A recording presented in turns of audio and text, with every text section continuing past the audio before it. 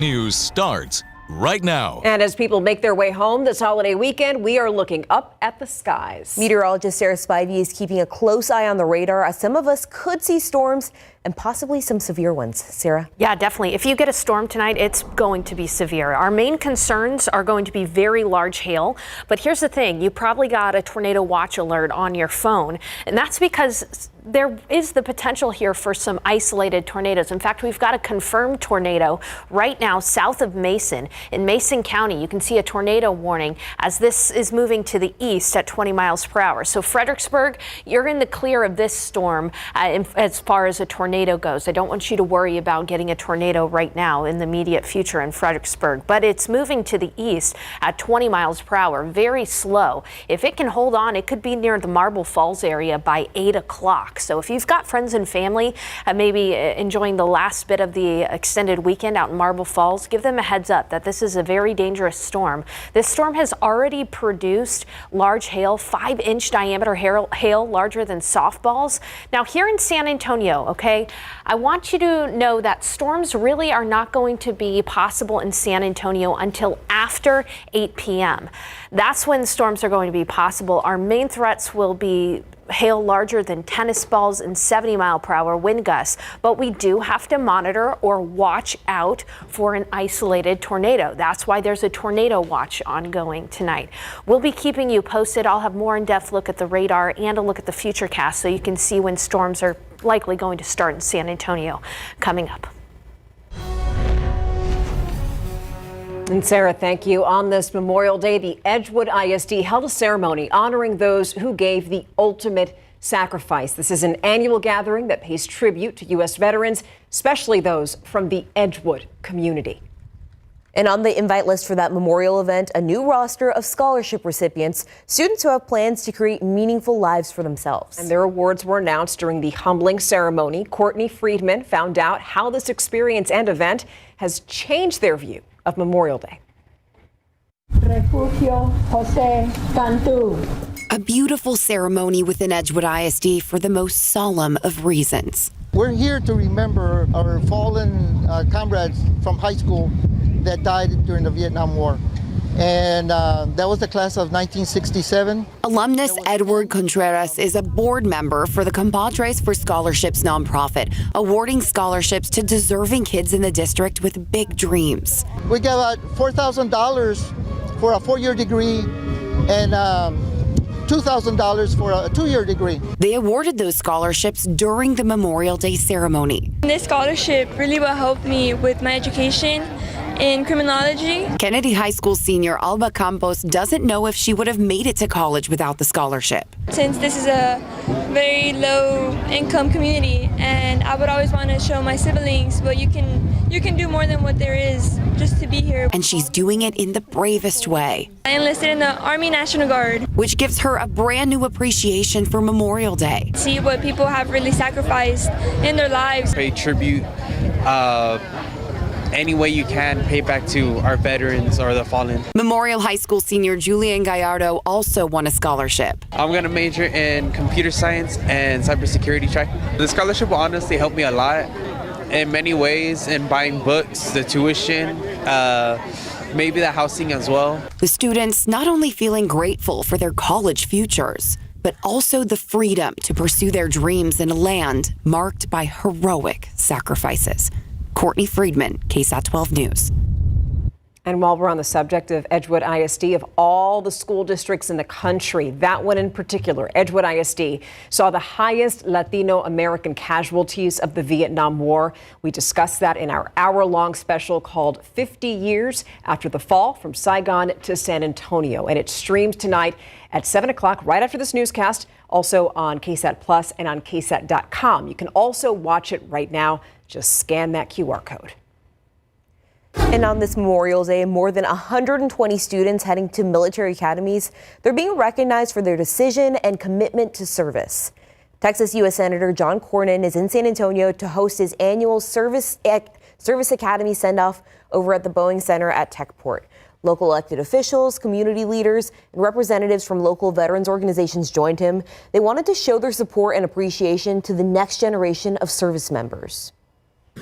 I think it's nice to get recognition for the hard work we put in to get here and then to where we're going to be going. I wanted to serve my country. That's the baseline of where all this motivation and has really stemmed from. And through that motivation, it's pushed me to this point, and I hope it pushed me to the finish line. And these students aren't getting any time they're not wasting any time getting their military career started. They're going to begin classes this summer. Of course, good luck to them.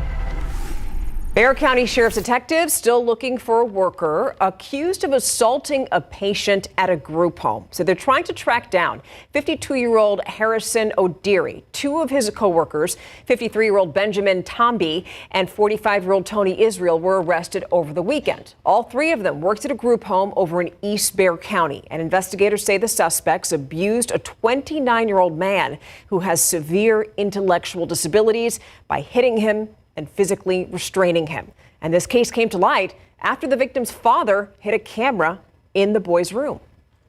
Because he goes off the frame of the camera on the floor, you see the struggle, you can hear him screaming, and they tie his hands behind his back, and they leave him there. Right there, you just heard from the victim's father, the victim, 29 years old. He asked us to hide his identity, but he wanted the details of this whole thing revealed. The three suspects all face charges of injury to the disabled and unlawful restraint. The manager of the group home, 53-year-old Ann Holland, also was hit with a whole list of citations. Targeting a hero. Thieves have caused a whole lot of grief for some people by cutting holes through the walls of their storage units and stealing their property. This is at least the second time in as many months that San Antonio police are investigating a case just like this one. Katrina Weber shows us why, for one victim, a local veteran, this is especially hurtful. Photos show the day one local veteran packed what he owned into this Northeast Side storage facility to leave for a job, helping the U.S. military overseas. When you put your belongings into a storage unit, you expect that level of security. Melissa Miller is a friend of that veteran whose name we're withholding due to his sensitive job. She says he called her this week saying his second-floor unit near I-35 and Judson had been burglarized. San Antonio police say it was one of at least 4 hit. I could see where the hole had been. A hole cut through the metal walls led from one unit into the other. Miller says loads of audio equipment, a mixer board, car stereo, and giant screen TVs were stolen. And then some personal belongings that had sentimental value. They're one of a kind. In March, we told you about 2 people arrested accused of committing a similar crime on the Northwest side.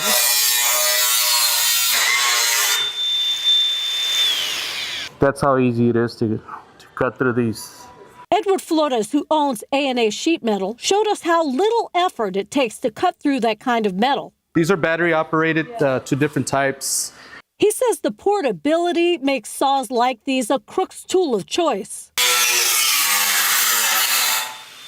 While you may think that sound would attract attention, the fact is those tools work very quickly. The criminals have time to get in and out before anyone notices.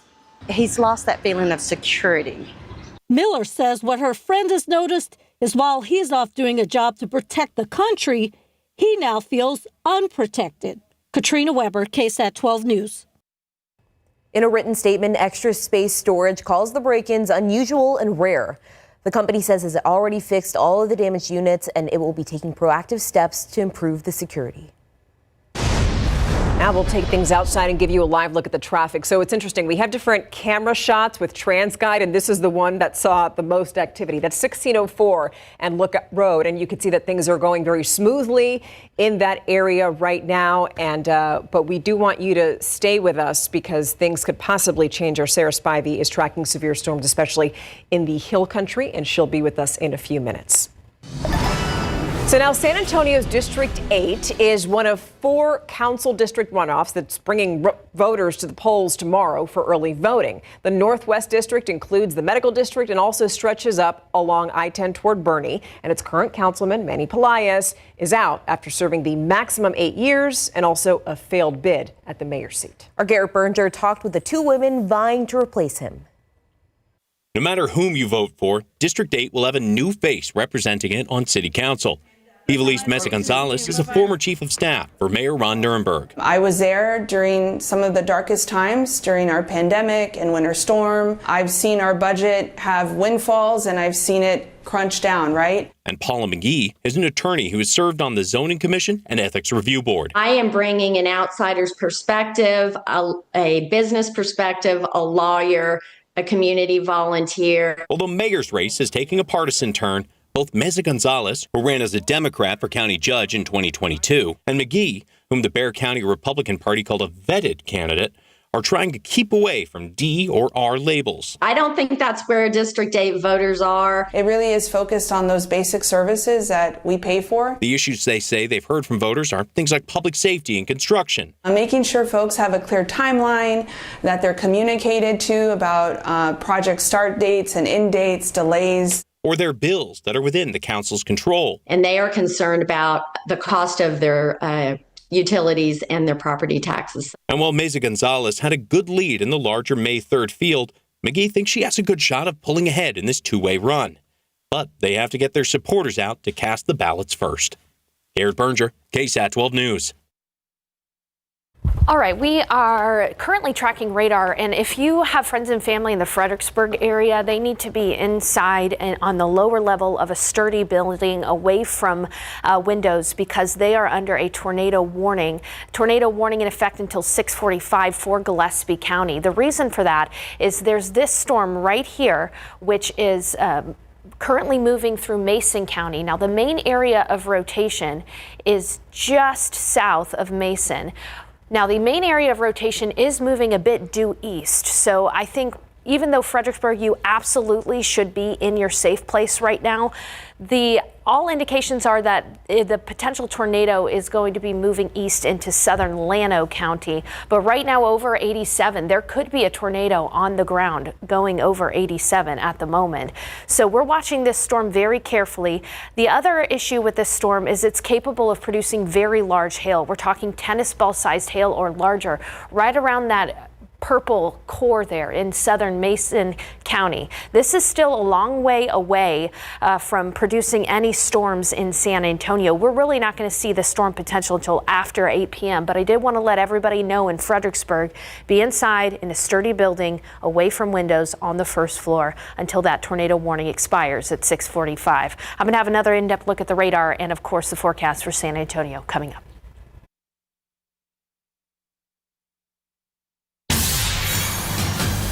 Memorial Day in Military City, USA is a day to remember. Coming up tonight in the Night Beat, we'll introduce you to the story of Mikey Barrera and share with you other stories from people in San Antonio who gave their lives for our freedom. All right, tonight is definitely a night that you want to stay weather aware. Yeah, it's time to download our KSAT Weather Authority app because it's free for you to download. And Sarah Spivey is tracking some activity right now around Fredericksburg, right? Right. We'll be live streaming on the weather app and all of our platforms throughout the night. But there is a tornado warning for Fredericksburg. The tornado warning in effect until 6:45 and northern Gillespie County. The reason for that is there's a little bit of rotation here, likely a tornado that has already been on the ground at times south of Mason, about to cross 87 here. It's starting to get rain wrapped. There's large hail with this as well, up to the size of about tennis balls or greater. Now, as we take a look at the motion, this is moving to the east-southeast at about 35 miles per hour. If you're in Fredericksburg, if you're inside of this red box in northern Gillespie County, you need to be inside, away from windows, seeking shelter until 6:45 at least. But the main area of rotation is moving a bit more to the east than to the southeast. So it's moving to the east at about 35 miles per hour. It would be in northern Gillespie County here just within the next 15 minutes or so. If for some reason this system can hold on and make it to Fredericksburg, there could be the most dangerous part of this storm around 7 o'clock in Fredericksburg. Fredericksburg is at the tail end of this warning, but it is still a good idea to be inside and away from windows on the first floor of a sturdy building for the next about 30 minutes or so at least. Otherwise, this is a look at the setup right now. That's the only severe thunderstorm warning and tornado warning in our viewing area. We do have one just north of Rock Springs. These storms are a long way away from getting to San Antonio. We're really not talking about storms in San Antonio until after 8 p.m. So a lot of people have friends and family coming in back into town for the long weekend. If they're coming in on 35 from Laredo, they're okay. If they're coming in from the coast along 37, they're okay, or in from Houston, they're okay as well. Again, these storms in San Antonio are really not going to be starting until after 8 p.m. But there is one major storm in northern Gillespie County capable of large hail, gusty winds, and yes, even a tornado. And we can see as we look at the past storm reports here that we have had very large hail reported, up to about 5 inches of large hail reported out near Mason. I've got a bit of a frog in my throat. If you'll excuse me here for a second, I want to step off and show you the larger picture here, the watch.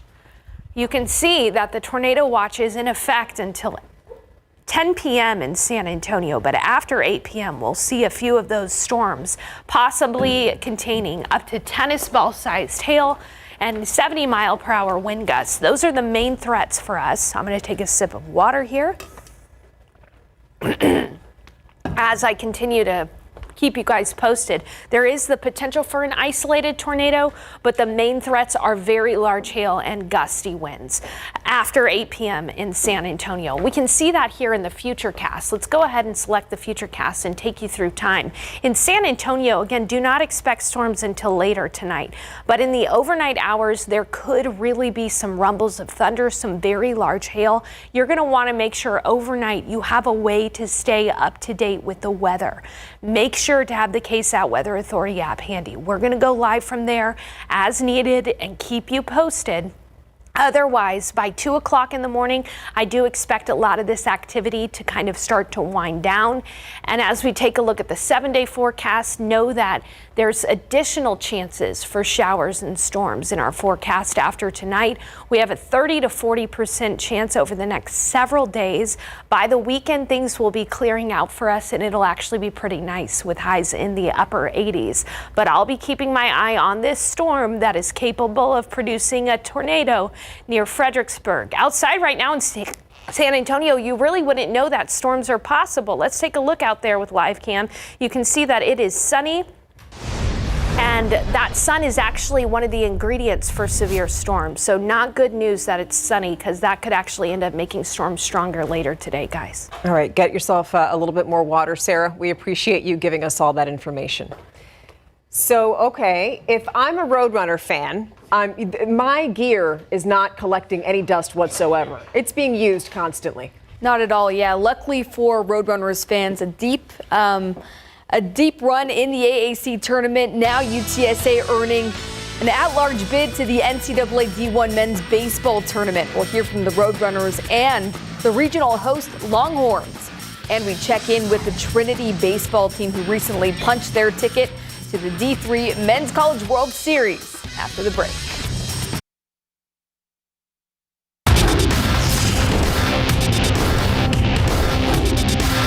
Pretty happy the way it panned out, and just excited to get out on the dish for this regional. My first time ever experiencing it, having one here, and just looking forward to it. The road to Omaha begins in Austin for the second-seeded Longhorns Houston Baptist, UTSA, and Kansas State in Big Board Sports.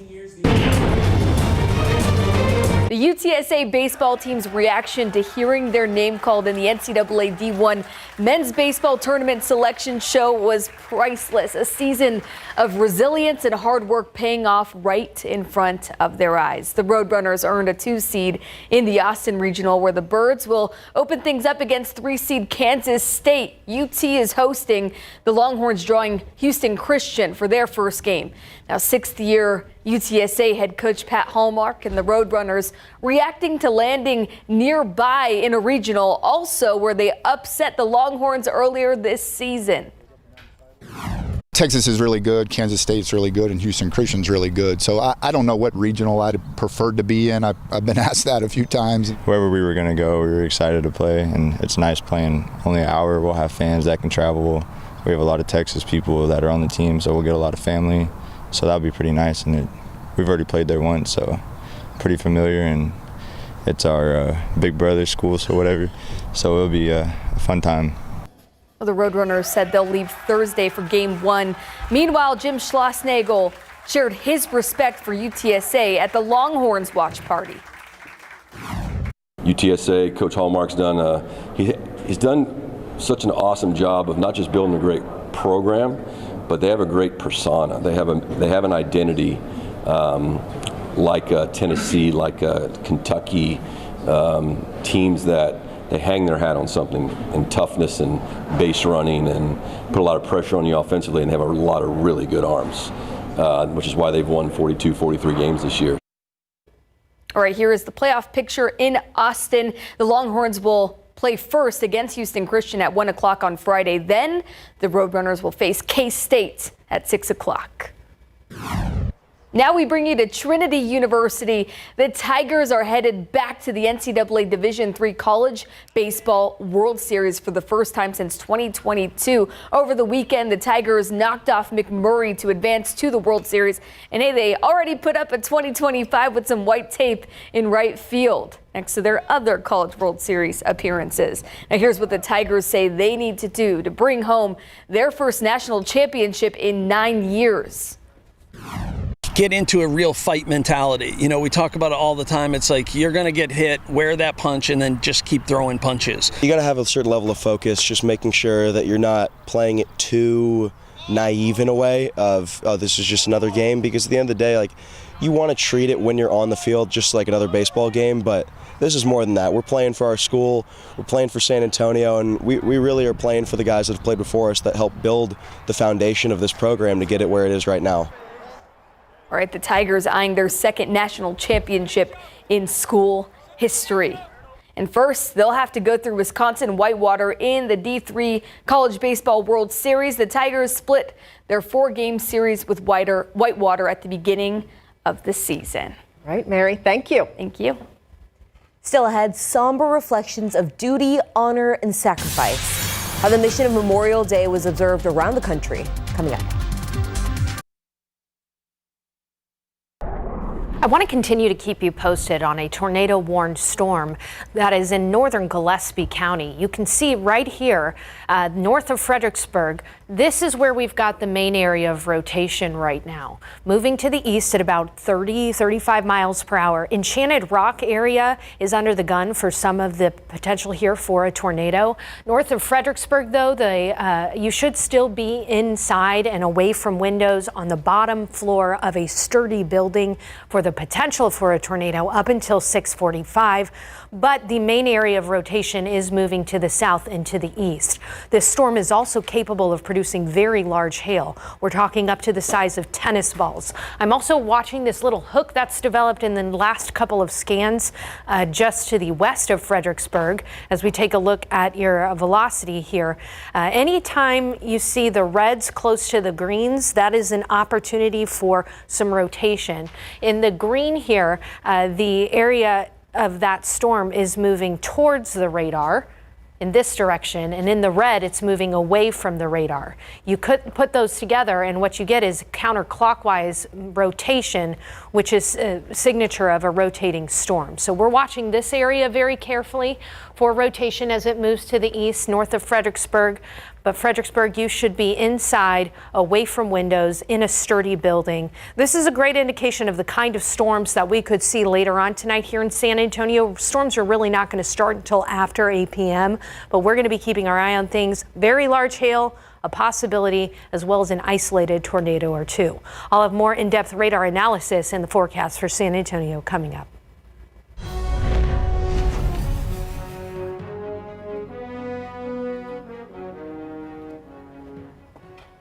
And remembering our fallen heroes, President Donald Trump, Vice President J.D. Vance, and Defense Secretary Pete Hegseth Presenting this morning, they were present this morning at Arlington National Cemetery to observe Memorial Day. There, President Trump, you could see him there laying a wreath at the tomb of the unknown soldier. Right after that ceremony, the president delivered remarks from the cemetery's amphitheater.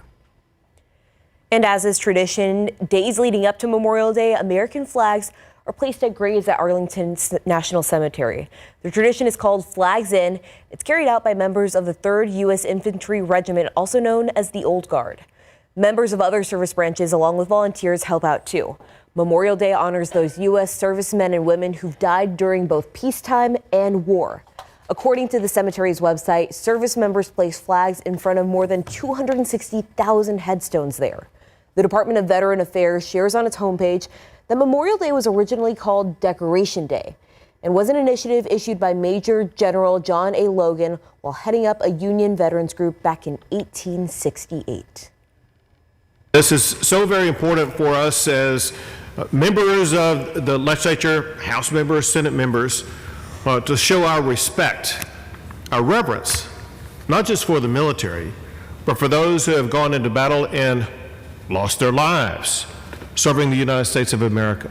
Memorial Day to commemorate the power of what it means for an American soldier to go into battle and to lose their lives in that battle. So those remarks obviously coming from Texas Governor Greg Abbott during a Memorial Day ceremony this weekend at the Capitol. You know, and telling the stories of sacrifices made today and long ago is the key to making sure that we don't forget about all the sacrifices that people made. And just this April, the fall of Saigon marked 50 years. The battle marked the end of the Vietnam War. Through a collaborative effort from Steve Spriester, producer Daniel Villanueva, photojournalist Adam Higgins, and others, were able to sit down with veterans who fought in the conflict and hear what they went through before returning to San Antonio. Take a look.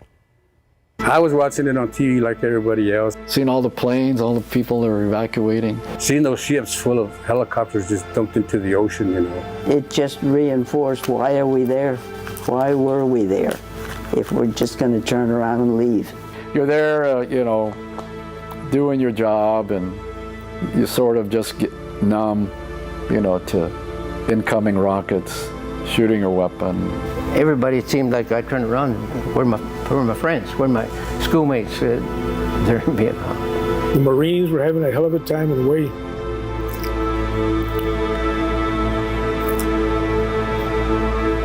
They called us in.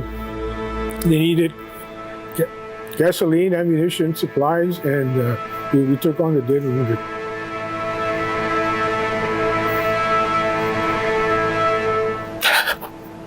That was tough.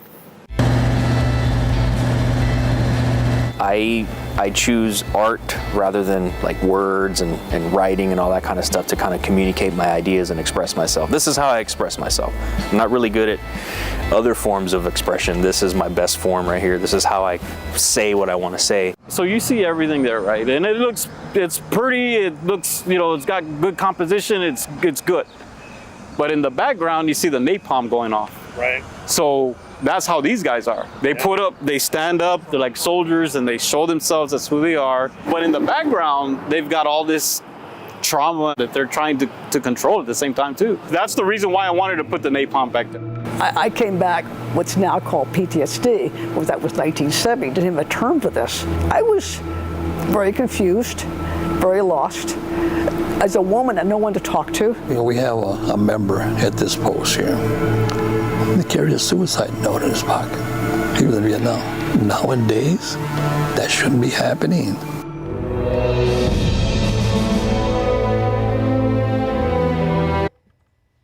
And honoring Vietnam veterans 50 years after the fall from Saigon to San Antonio. It's an hour-long special, and it is filled with powerful testimonies like the ones that you just heard. And we're going to look at the special relationship between the war in Vietnam and the city of San Antonio. You could watch it in its entirety in about 24 minutes. It's going to be streaming at 7 p.m. on the KSAT Plus app.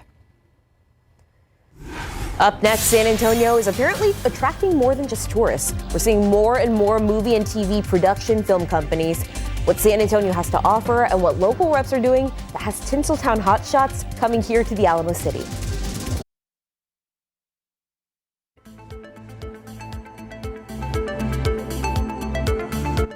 So this month, during the legislative session, the state film industry picked up a lot of interest, and this was as lawmakers were hoping to lure more California production companies to film in Texas.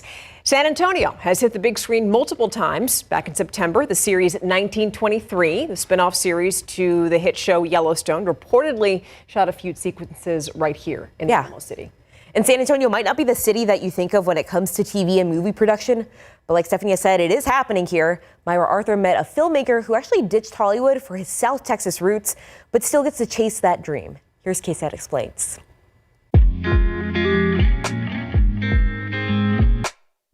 Danny Ramos has been working on big screen productions for 35 years. Locations manager, I'm a production manager, I'm a producer, I'm a director here in San Antonio. He studied the film industry at San Antonio College. Working with John Avildsen in 8 Seconds with Luke Perry and Stephen Baldwin back in the 90s, that was my first gig. Started working on music videos, REM music video. We closed down the I-10. He went to LA for a while, but there's no place like home. I'm just trying to give back to my community. Instead of, see y'all later, San Antonio, I'm going to Hollywood and go work on movies and studios out there for Warner Brothers. Why not just bring it back here and be here with my family? Ramos and local filmmakers like him can do that right here in the Alamo City with the help of the San Antonio Film Commission. And that's truly what they're here to do. They help local filmmakers find resources to make their films, find locations, and then they also actively recruit productions to come to San Antonio and film in San Antonio. They act like a local hub for productions that want to film here. Producers may reach out to the Film Commission and say, hey, we're looking for a downtown street that might look like 1923 Chicago. We're looking for a ranch. We're looking for something that looks like Graham Central Station. And we say, oh, here's our package of locations. Here's some images we have. The commission keeps a production directory that showcases local spots that look good on camera. Which is open to anybody in San Antonio that owns property, even cars, to list their piece of property as a place for filming. They also help coordinate logistics. Things like street closures and communication with businesses that might be impacted by a production.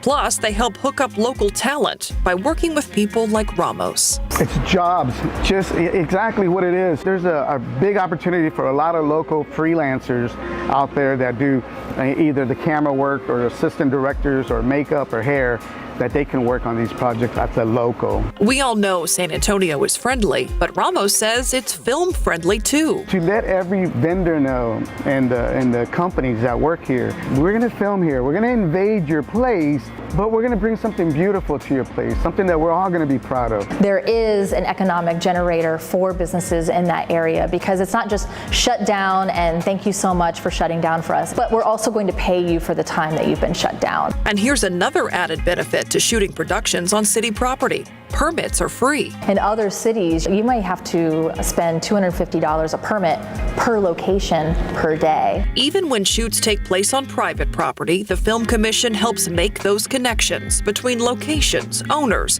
and local talent, local dreamers like Ramos. We're all going to benefit from this, and we get to survive and live here in San Antonio and still do the Hollywood thing and live that dream.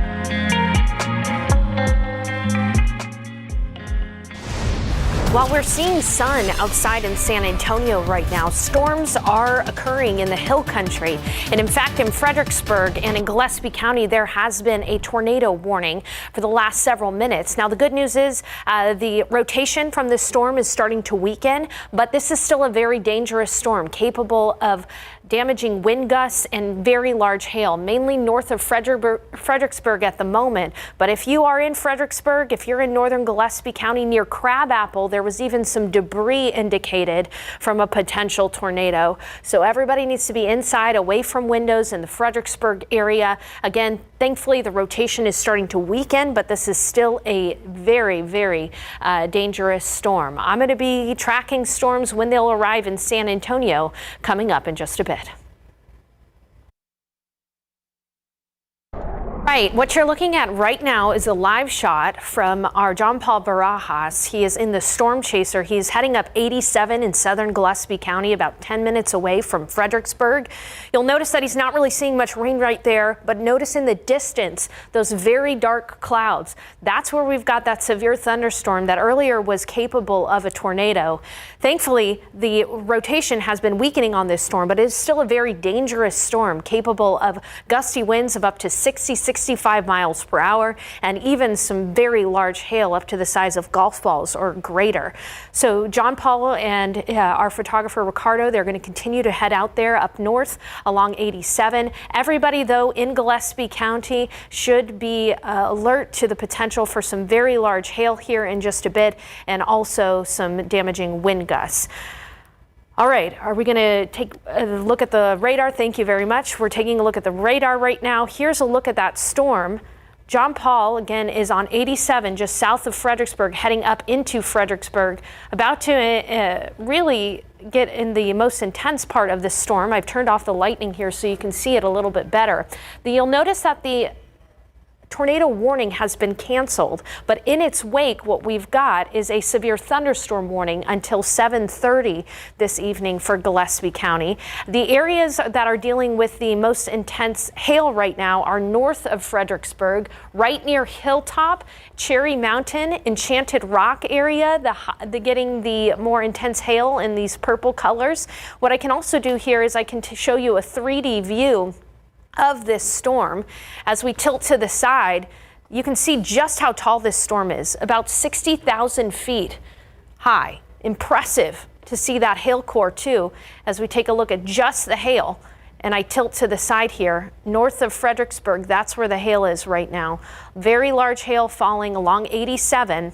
A wider view here, as we go ahead and take a look at the traditional radar rather than the 3D radar, you can see here's San Antonio. We are still a couple of hours away from seeing storms in San Antonio. Probably not going to see storms until after 8 p.m., but this is a great indication of the type of storms that we could see tonight in San Antonio. Storms that are, number one, capable of large hail. Hail is the main threat here for us. The secondary threat would be the potential for gusty winds of 70 plus miles per hour, and even an isolated tornado is possible. The tornado threat is still relatively low compared to the large hail threat. So I want to put your minds at ease there, and put your minds at ease that we're going to be continuing to watch these. If you're joining us in Kerrville and in Comfort right now, you're just starting to hear some thunder, see some lightning. These storms are not yet severe, but we'll be watching them very carefully to see if they strengthen. And near Bandera and just north of Rock Springs, we've got a severe thunderstorm warning for quarter-sized hail as well. What I'm going to do is I'm going to show you the futurecast, and we're going to take a look at that together, because I think this does do a good job of at least showing when storms could start in San Antonio. Notice that we could see some very heavy rains and storms as early as 9 p.m. tonight around San Antonio, with pockets of embedded hail and gusty winds of up to 75 miles per hour. Then by 2 o'clock in the morning, this is important, by 2 o'clock in the morning, I think that a lot of the activity will start to wind down. But with those storms happening in the overnight hours, you really need to pay very close attention to the weather. You don't want to be woken up by a severe storm. You really want to have that KSAT Weather Authority app handy. We will continue to keep you posted. The biggest thing you need to know is that we do continue to see storm chances in our future, not only tonight, but throughout the week as well. I'm going to be back with the latest on the radar coming up in just a bit.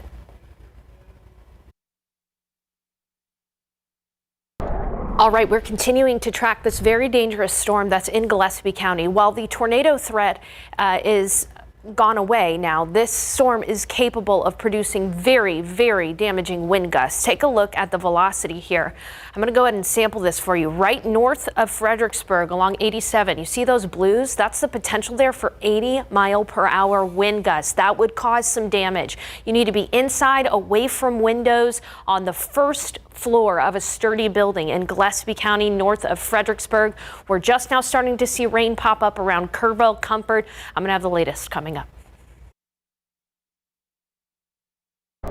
All right, Fredericksburg, again, while there is not necessarily a risk right now for a tornado, you are getting damaging wind gusts at the moment with very large hail. We're talking large hail up to the size of tennis balls falling near Fredericksburg, all the way up to Oxford. Be inside, away from windows. That severe thunderstorm warning is in effect until 7:30. This is a great example of the kind of severe weather we could see tonight around San Antonio. While it's not yet raining, you can expect storms after 8 p.m. You can also expect a live stream right now on the KSAT Weather Authority app.